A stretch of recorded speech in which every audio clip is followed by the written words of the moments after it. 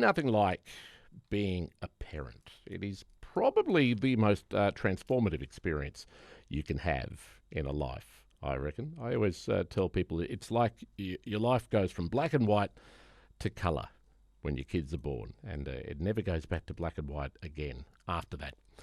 Of course, I don't tell the kids that. It'll just go to their head. But it's not a joyride. There are ups and downs. It doesn't always look like the photographs in those motherhood magazines. That was, from what I can gather, that was Stephanie Trethewey's experience. Stephanie lives in rural Tasmania, and at some point along her own journey as a mum, she decided to start a podcast to share what she calls a raw and unfiltered representation of motherhood in rural communities. And it seems by doing that, she struck a chord, she hit a nerve with rural mothers right around the country. It was when she got to around about 330,000 downloads of her podcast called Motherland, and profiling over 130 rural mothers around the country.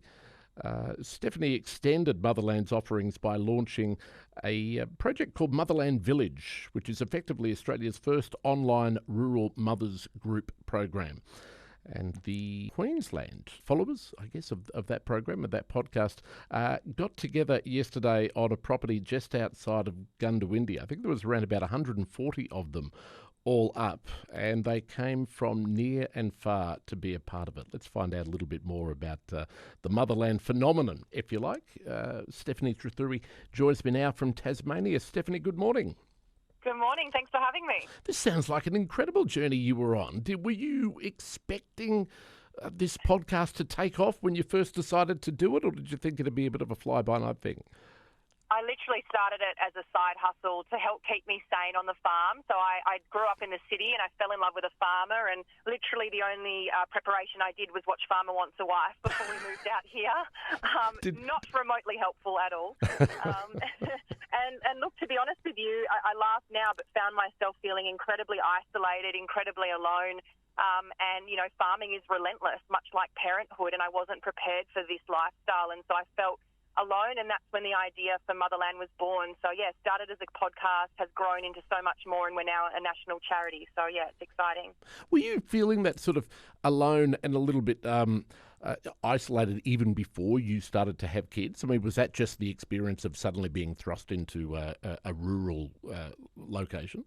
It was a combination. It was the perfect storm. I had my son, Elliot, when we were living in Melbourne, and we moved to Tasmania when he was 6 months old, but I'd already suffered from postnatal depression, and I was suffering from it. And then we moved to the farm, and I lost my village literally overnight. I had no family nearby, no friends, no services, no access to a mother's group.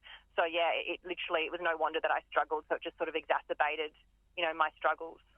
So tell me, why a podcast, though? I mean, I guess, you know, people could do anything in that situation to stay sane. But, you know, this is, I guess as remedies go, this is a fairly complex one. You had to invest in equipment and, you know, it's a bit of a mystery for those who haven't tried it before. So why were you attracted to that? Yeah, well, my background is as a TV journalist. So I worked all around the country from Channel 7 and Channel 9.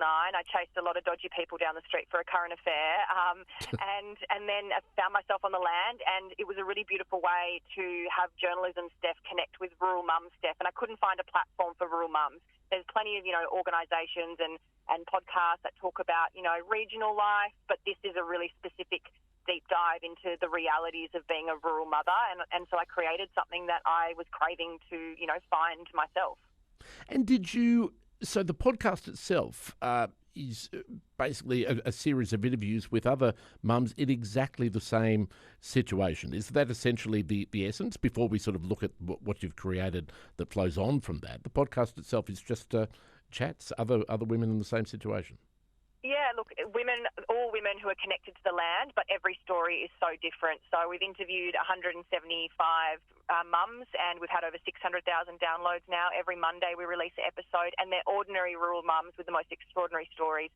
And, you know, we do dive deep into stuff that is hard to talk about, whether it's mental health or relationships or the change of identity after motherhood, or older rural mums or mums with older kids who are navigating boarding school. And those years, life on the land, drought, the hard times, as well as all the good stuff. I came into this thinking that there was a cookie-cutter image of what it meant to be a rural mum, and I was so wrong because we are so diverse. And we are so connected by, motherhood, which is what unites us and the land. But every week it just blows me away, these stories.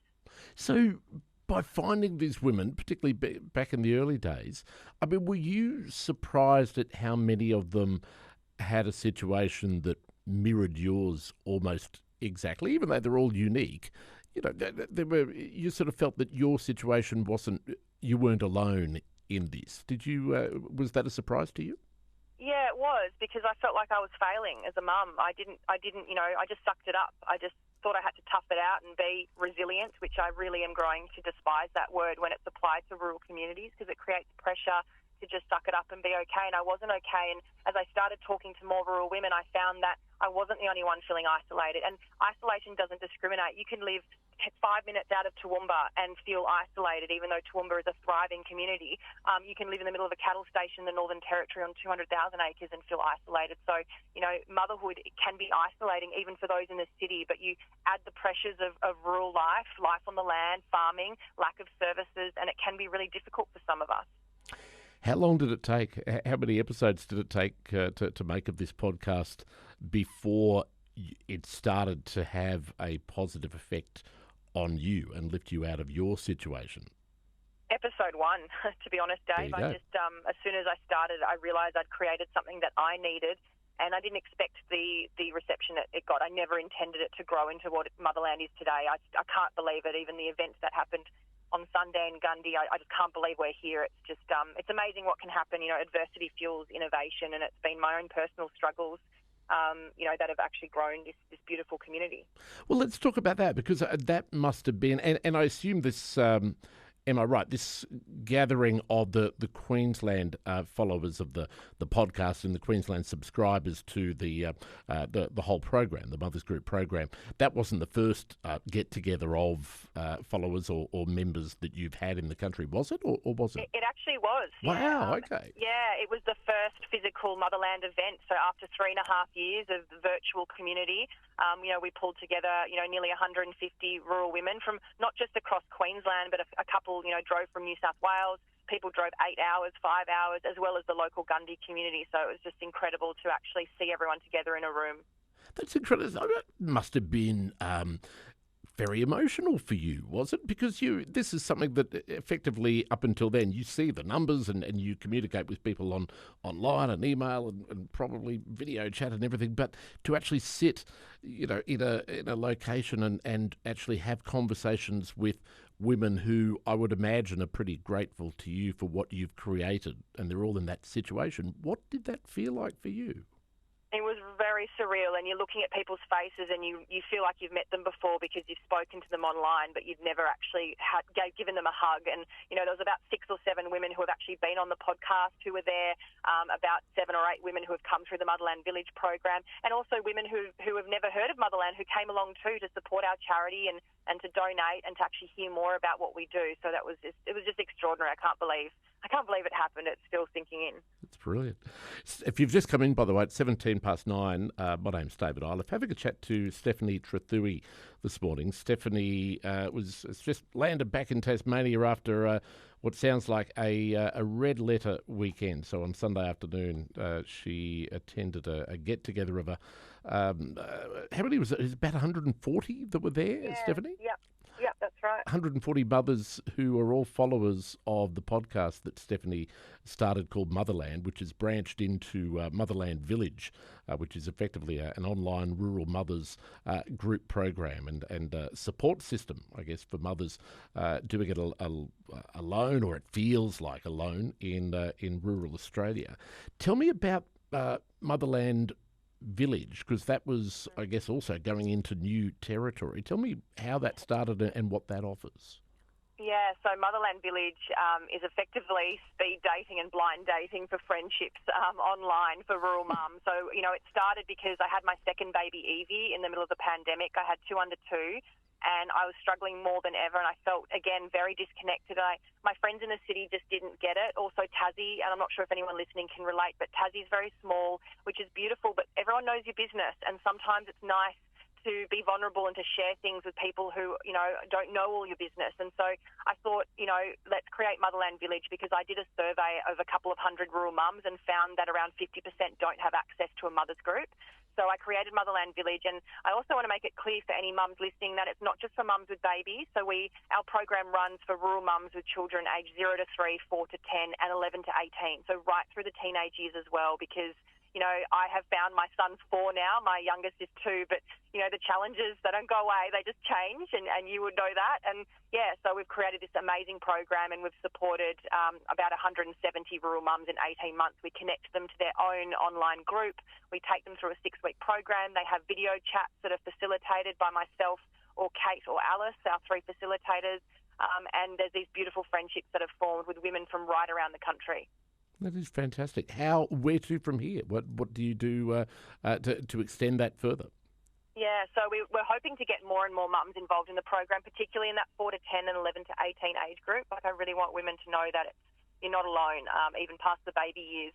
The event on the weekend was incredible. I'd love to, come back and do it again next year, certainly in Queensland and also in other states around the country. And, we're looking for, more, funding to help us grow and to reach more rural mums, because the demand is there. And it's just really exciting. It's just such a beautiful community. And, I'm just so excited that we've gotten to where we have so far. Stephanie, just finally, it's outstanding, and classic example, I think, of the beauty of social media, whether you call podcasting social media, I don't know, but the beauty of technology, it gets such a bad rap. But, when you can create a community like this, in a way that you could not have done without technology the way it is now, that's got to be a good story. But is there anything, or is there any one interaction or one person, you don't have to say names, but any one follower on this group or one lady you've spoken to that has confirmed for you that this was a damn good idea? Any one that comes to mind? Every single week. But I did have a mum at an event I spoke at recently. She's a grandma, and she came up to me and she had tears in her eyes, and she said, my daughter joined Motherland Village last year, and I just wanted to say thank you because I've seen the change in her.